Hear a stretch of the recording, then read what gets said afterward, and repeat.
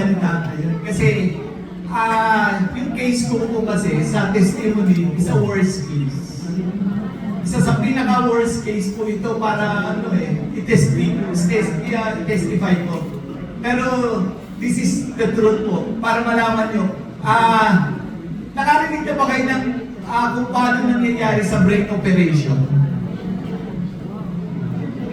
Yun po, double brain operation kasi ako. So, 2 beses nang nabuksan itong ulo ko. Okay? Pero ito, kaya PWD po ako. Number 1, kaya ako PWD, hindi lang halata. Sementado po yung bungo ko. Kung nasa loob nito, semento na po. So, balik tayo sa simula. 2012 po, ganito nangyari. Laging sumasakit ang ulo ko. Okay? Akala ko, sakit lang ng ulo. So, sabi ko, kaya na ito ng biogesic tsaka mga methanoic acid. Kinuha ko sa ganun. Until one day, nag-seizure ako.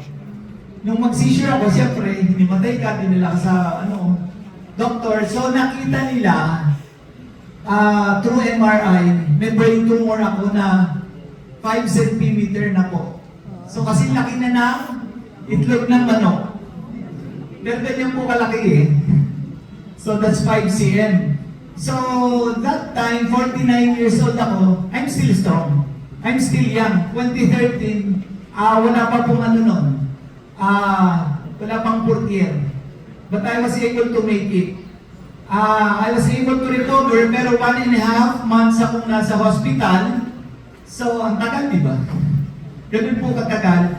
I needed 6 bags of blood. And for people who doesn't know how a brain operation works, papatayin ka nila. That's induced comatose for 8 hours. Patay yung brain ko, patay yung heart ko. Ganun po yun. Kaya bihira nakaka-survive sa atin dito pagdating ng brain operation. Kasi patay ka eh. Kasi yung ugat mo kasi bawal gumalaw. Tsaka yung puso mo bawal mag-heartbeat.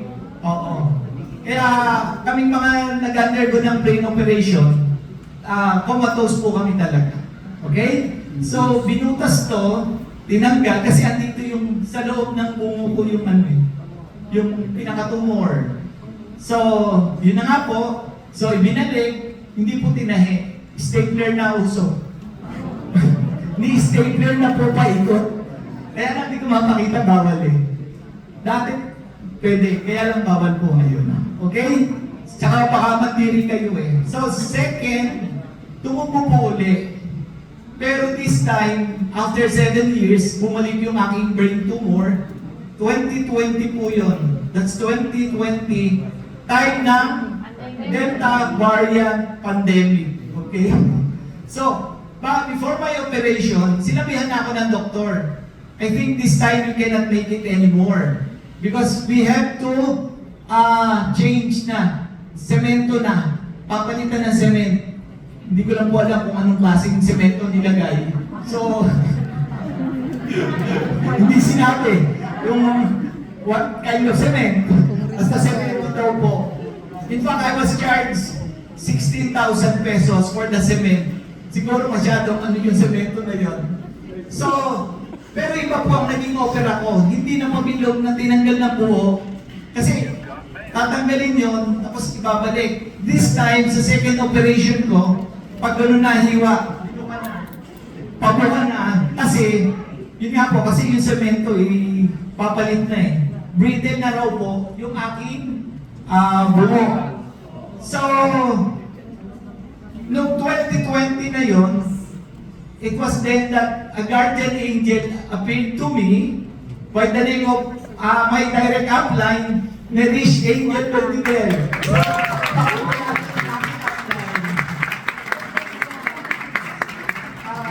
Kahit friend ko siya, so nalaman niya, nakwento ko sa kanya that hindi na daw ako sure na mabubuhay. Kaya nakwento ko sa kanya. So sabi niya, sige, I will give you 3 bottles. No, di ba ang bait po? Binigyan ako ng 3 bottles before my operation. 3 months before. So I took it 1-1. 1 in the morning, 1 in the evening, for 3 months before. So that time, 57 na ako. That age, talagang delikado na ako. Siyempre, 57 eh. Pero dahil with the aid of fourth year placenta, our product, I should say, malaking naitulong na i-prepare niya yung body ko, yung mga organs ko, and even my cells, napabata niya, napaready niya. So, para ma-operahan ulit ako ng comatose ng 8 hours. So, again, and then 6 bags of blood, same thing. Pero you know, there's a miracle also there. Siya nga pala, hindi po ako dumadaan sa ICU after my operation. Nakadiretso po ako sa room. Kaya lang, pag kami inoperahan, iba meron kayong kilala na operahan sa brain, ang itatanong po after the operation, what is your name? Pag hindi mo nasagot yun, that is the question. Hindi ko alam kung saan mapupunta. So, marami pong namatay sa brain operation. Dami po. Marami kong kilala. Kasabay ko nga, namatay 39 years old pa lang, babae, 2 pa yung anak. Yung isa, 50. Babae din. Kaya kailangan, I think, pagka brain operation, talaga, your body is ready for the operation. Kaya actually, really that, our product really helps me na ma-survive yun. And di ba sabi ko, time ng COVID, pandemic, nagperahan po ako sa sa PGH. Saan ba yung di ba dinadala mga COVID, PGH? Nagka-COVID po ako after. So imagine mo yung, di ba? Bago ka operation sa brain, and then pagkaka-COVID ka, I am blessed. Praise God. Para ma-overcome ko kayo. Really, I really praise God. Kasi, ang bigat ng pinagdaanan na yun. Tapos, pero totoo, inamin ko, I almost died. Kasi masakit na ulo ko nun. Kasi, di ba, kung saan ka mahina nun, doon ka titirahin ng COVID, right? E Delta variant yun, that's the worst. Kumbaga, doon marami sa lahat namatay. So, yun po ang inabot ko. Pero, still, then there's another miracle after that. Nung first operation ko is 1.5 months. Itong second operation ko, 1 week. Palabas na. Ang bilis ng healing. Napakabilis po ng healing. Sabay ko lang talaga yung porter. Iba ang healing. Before and after, inumin mo ng inumin. So, meron pa rin akong good news sa mga, kasi, ewan ko, God uses me for some other brain tumor. Yung kaibigan ko naman, babae, taga, government office, nagkaroon naman siya ng multiple tumors, madaming brain din. Scheduled for operation na siya, I think in 1 month. Sabi ko, what? With Sister Nerish, may upline, punta kami Dasmariñas, Cavite, pinainom muna namin siya. Nang operahan na siya, MRI again, hindi natuloy. Kasi lumiit na daw lahat ng tumor. Praise God.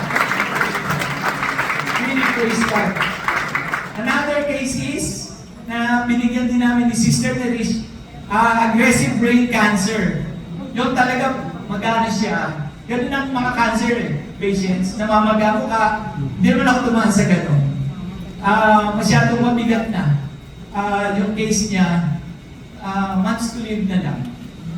Pero alam nyo, naka-recover pa siya, nakalakad siya, nakapasyal siya from different places pa. And I praise God for that again. So dalawa yun yung nabigyan namin ng ganyan. So, if you know somebody na may mga brain tumors or brain cancer, even aggressive one, nakakatulong po ang ating product. Please, share to them. I am more than willing to be a testimony for them. Kasi, sharing is a blessing. Diba? Makatulong tayo sa ibang tao, we can save. Diba? We can save lives. Napakalaking bagay po. At napakasarap ng pagkatapos noon, sasabihan ka, thank you for sharing me your product. Utang mo sa iyo ang buhay ito. Diba? Although, our products, hindi natin masasabi, ginagamit lang ng Diyos. Okay? So, it's always to God be all the glory. Thank you so much po.